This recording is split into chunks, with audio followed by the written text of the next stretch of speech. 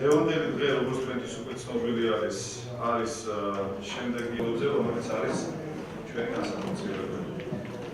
მონაწილეობას იღებს პროგრამების გადაწყვეტაში და შეფეთრა მიზნად ისახავს იმ 4 წელში სამოქმედო გეგმის განხორციელების მხარდაჭერას.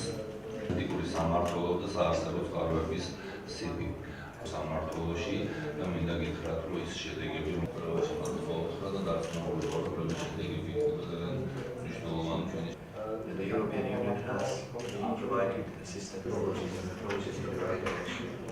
However, it should viable market access, provision of small and I understand that სამი ძალიან მნიშვნელოვანი კვლევა ჩატარდა ევროკავშირის დაფინანსებით და ჩვენი პარტნიორული საერთაშორისო ორგანიზაციების დახმარებით.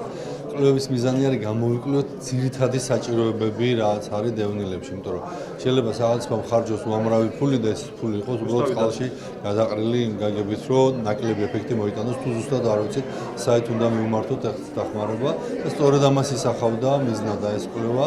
კვლევის ერთ-ერთი მნიშვნელოვანი შედეგი ის არის, რომ ჩვენ იცით მოგეცანებათ შევქმნით CP, რომლის დანიშნულება არის საარსებო წყაროების მოპოვება დევნილებისათვის, რომ დავეხმაროთ მათ ბიზნესების განვითარებაში, სამსახურის შოვნაში, გადამზადებაში.